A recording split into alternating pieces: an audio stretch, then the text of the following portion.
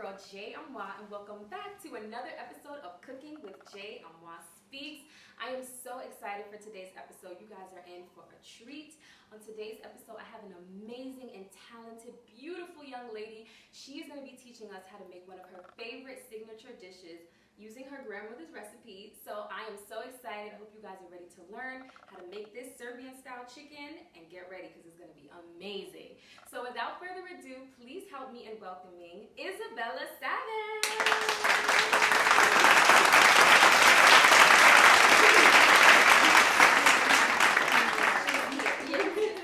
Isabella, thank you so much for joining me today. I'm so excited to have you in the kitchen, and we're going to be making, again, a recipe that's very near and dear to your heart. So let us know what we're going to be making and give us all that good stuff. So it's actually just a regular fried chicken, but like you said, Serbian style. And the main reason for that is because of the seasoning that we use that many Serbians know of. It is called Vegeta. It is a typical household item. In my opinion, almost every Serbian I've met has it in their house. And other than that, it's just like the preparation is a bit different from when I talked to you about it. You were very surprised with it. Exactly, yes. And I love the fact that it's also your grandmother's recipe. Like, shout out to Isabella's grandmother. Yes, my Baba. I love her to death. Shout out to Baba. Took me a hot second to learn how to make it. I love that. And we're also going to be talking about a condition that's also near and dear to your heart too. We're going to talk about that and how it affects you. You're also going to educate our viewers on that condition and how you deal with it, being a student and everything as well. So we're going to get started. So let's do it, and then we'll get into it. All right, so I actually did all the small prep work last night because I wanted it to soak in to make it more tenderized. So to start off, the first thing you want to do when making your chicken is actually pound it out to even it out. Make sure it's not like too fat in one area and too skinny in another. So get any cylinder kind of device and just pound it down in a bag or underneath some plastic wrap. And then you're going to cut the edges to, again, all the skinnier edges because you don't want those to burn or anything like that. And then you can cut it into strips if you want, or you can just, slim it down to smaller pieces of chicken, honestly. Exactly. After that, you are going to put salt and pepper onto it. And then, of course, Vegeta. And you're going to rub it on in there. And then after that, you are actually going to put it in what I like to, this. And it's actually called just milk and a little bit of olive oil. Just a little bit of olive oil. And we use this kind of milk, like just regular reduced milk. But even if you can't take dairy, I'm sure you can use You can use other milks, of course. But if anything, just don't go for skim milk. That is my one thing. Yes, because that is really watery. Very watery. We don't want that watery chicken. You want it to be tender and you want it to be a little bit more rich. So, of course, that milk. And so you soak this overnight, right? You can do it overnight, but that is the preferred thing according to Baba. But if anything, you can do it up from 30 minutes to an hour at the least, I would say. Again, just to make sure it gets soaked in and tenderized and make sure it's all tasting good in there. Amazing. Okay, so now, what we're going to do is we're going to get your all-purpose flour, any flour that you want to use. Of course, if you can't use this kind of flour, you can do just whatever flour, whatever you feel is okay. Exactly. So do what you feel best, like, whatever dietary restrictions you have. You can't take regular flour. There's so many options out there. So of course. So next we're going to do, we're just going to put a little bit of the flour on here. You guys see it? Oh, I want to make sure I don't put too much of it. And then on the side, you're going to get another bowl, and you're going to put eggs, and you're going to put the milk. So, in my opinion, I feel like you should use the same milk that you went with to soak it in, just to make sure it's not uneven or anything like that. So we're just going to do one? No, we're actually going to do, since we have a lot of chicken in here, I would say let's do about 4 for now, just to start off. So, if you would do the honors. Of course. I'll be the egg cracker. Okay. You use a fork, really? Yeah. How else? All right, let's see. All right, listen, we're doing it this style today. You know what's actually funny though? You guys are gonna be surprised. I do not like eggs. So I only eat them. I know she's like, wait, what? I didn't even know that. No, it's fine. So guys, if you guys see me like butchering this situation, I don't cook with eggs. So I mean, I do cook with eggs, but I don't eat eggs, if that makes sense. Like scrambled, fried, I hate eggs. The only time I will eat it though is like if it's in a food or like a cake or whatever. So like I don't even know how to honestly, it's crazy, but I don't even really know how to mess with eggs. Well, I will say this, again, one of my favorite things to make with Vegeta is just boiled eggs, and then just dip it in there, and it literally just tastes like chicken, because Vegeta is typically known as a chicken seasoning. Oh, so it really takes that flavor away, in my opinion. Right. So, I mean, try it if you want. I am definitely going to, and I'm excited to try this, honestly. Like this, to me, make sure we didn't leave anything in there. Okay, good. So now we're just going to like whisk this. Whisk it up. And then just put some milk in there while you're at it. Ooh. I would say about that much just to start off, so it's not all egg. Exactly. So just make that. Ooh. This is gonna be so good. I really hope so. Grandma, I hope you're gonna be proud. And then while we're at it, we can actually dip in the oil now. So we're using vegetable oil, right? Yes. And you mentioned something important. So my grandma, Baba, of course, she typically mentioned to use vegetable oil instead of canola oil because she said that there was a different smell and a different taste to it. Right. And it is very common to have a different taste and smell with the oils that you use and whatever you're cooking. That's very true. For this recipe, highly recommend vegetable oil. Exactly.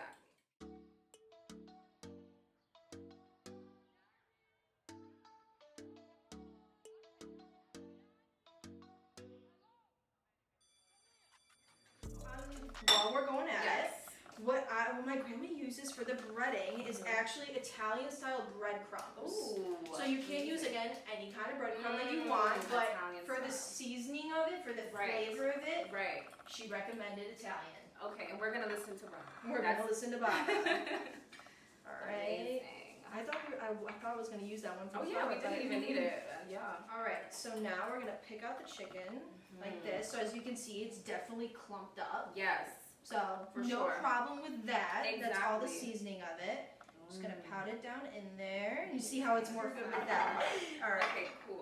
So now we're just gonna do a small dips of it. So we're not gonna like pat it down too much. Okay, because she said not too much. Yeah. So just do it like 2 small sides of it, and then with the bottom part, as you saw, like it's really beaten down the bottom. Yeah. So there's that. We didn't pat it down or anything. Perfect. I'll leave that there. And then we can just do that. Yeah. Keep going at it. Awesome. So while we're doing this, I also, want to talk to us. I mean, of course, we're going to get more into it, but I wanted to talk to you about what is the actual condition, right? So, like, for those people who are probably watching and they're like, wait, what are we talking about? Yes. What is the condition? Like, please educate us. So it became more well known after COVID hit, and a lot more people started getting it. Typically, women under the age of 30 or 30 or under. Right. And it is called parosmia. So parosmia is distorted taste and smell. So the symptoms you get when you get parosmia is you fully lose your sense of taste and smell. However, I had no taste or smell for about a year or so like that. Yes, I could not taste anything for about a year.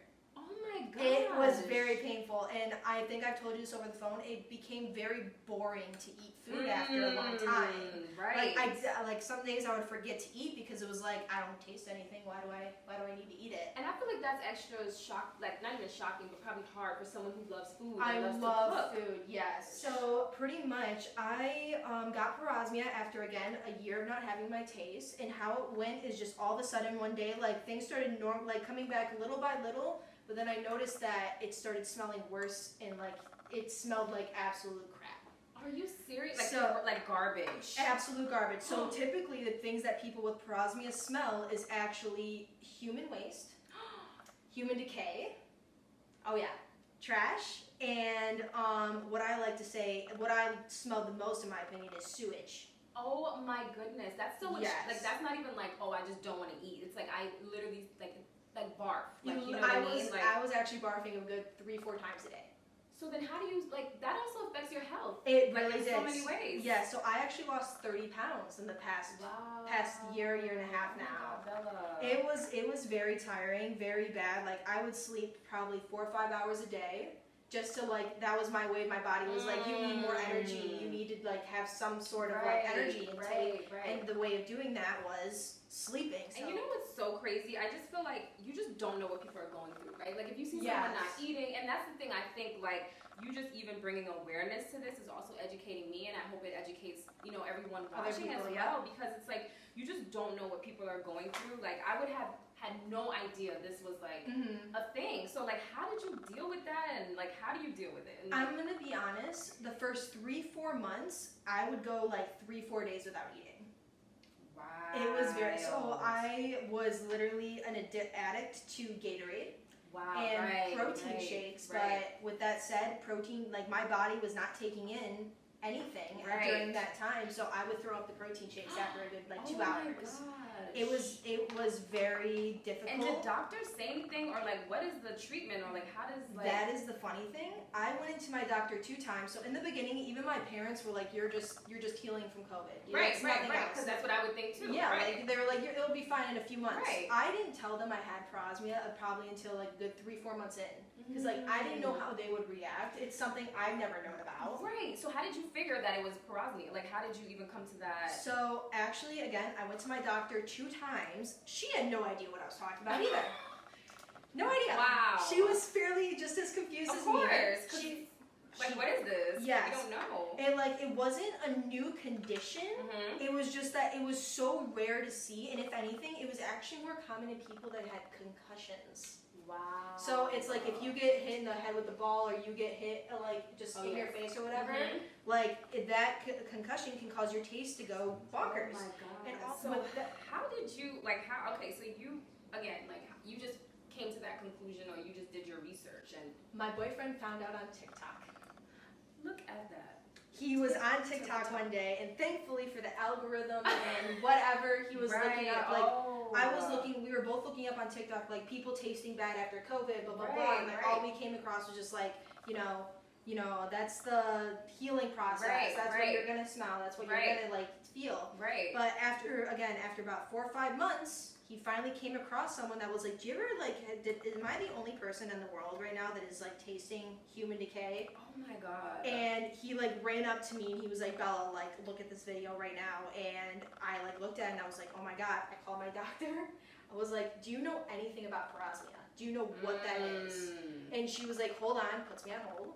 And for about 5-10 minutes after that, she like came back to the phone. She was like, "Oh my god, like when is the next time you can come in so we can talk about this?" So regarding treatment plans, there is none. Other than like recently, I've seen people like talking about this doctor in Texas, and like that form of it's a surgery where you get your smell completely eradicated. That's so extreme. Like, I think I would cry. Like, yes. I would cry. Like, so for people with parosmia, like, they are probably like, that's a godsend. Of course I want to do that. But as a person who lost her taste for a year, I did not want to eat anything after. It was like I was bored. It was like I would go and eat steak with my family, and I would usually like be like, oh my god, this tastes so good. I love this. I would even try and imagine the taste of it. Wow. But it was like, it was boring. It was just like a board game I played all my life. Oh my goodness. So I've thought about doing it, but it's like, again, I don't want to go back to that state where it's like my friends are like, what do you want to eat? And I'm like, yeah, it's not going to make a difference. Exactly. And you know what? We're going to touch more on that, but I definitely want to at least put our chicken. Okay, so right now we are taking each piece of chicken and we are just pouring that right into the oil that's already hot.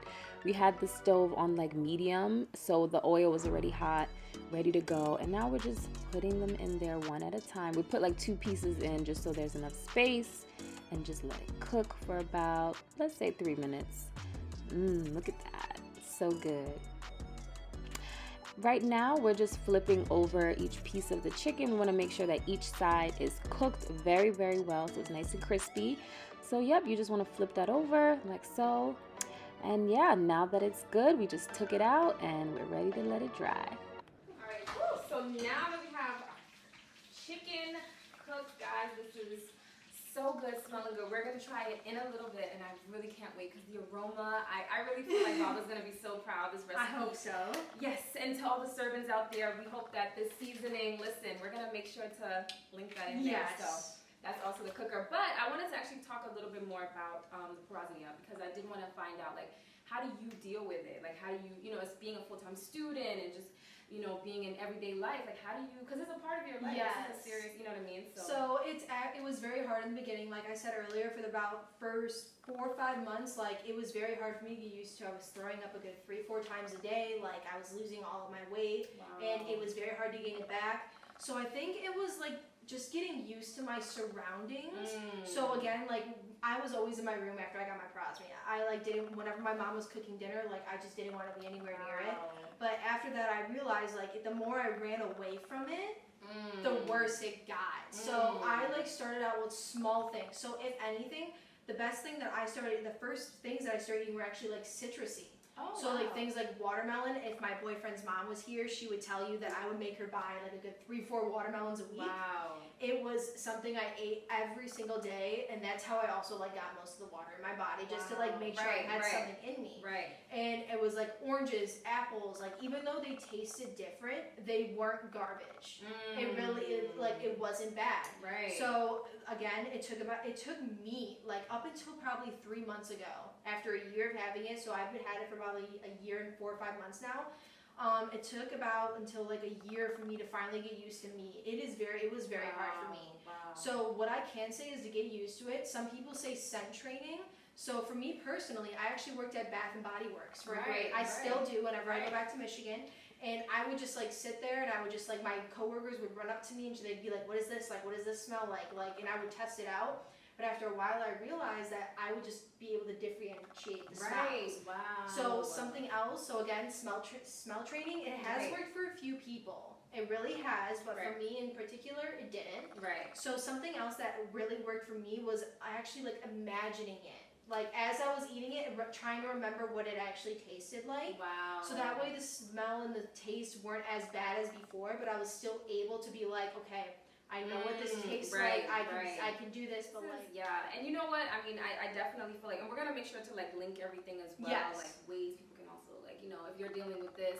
And I will say that it also shows the power of social media, right? Like you're able to for sure. find this out on TikTok. Shout out to TikTok. Like, you know, for real. I think that's so amazing. Sometimes we can see it as like, oh, social media is bad and it's all these things, but I feel like it's also a great platform to educate people and find out things that you probably would not have known. And I mean, I thank you so much for like even sharing this and like educating us, because I feel like there's so many people who probably don't even know about this, and it affects food. Like, you know, it's really such a big part of like enjoying, just eating and having a good meal. So, and I'm so proud of you, honestly. Just being a student, just doing everything, and like honestly, like you're so smart, you're so beautiful, you're so talented, and even just bringing awareness and making this dish, like it's amazing. And I hope you guys enjoyed it. We're actually gonna try the food, so it's already. Everyone's waiting.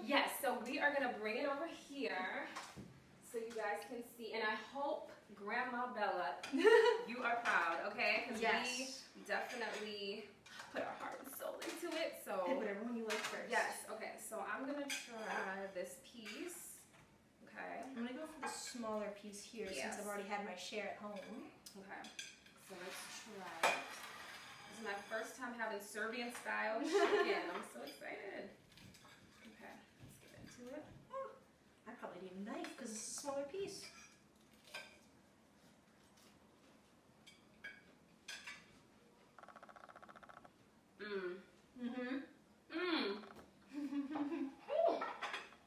No. Can you taste the Vegeta? Wow.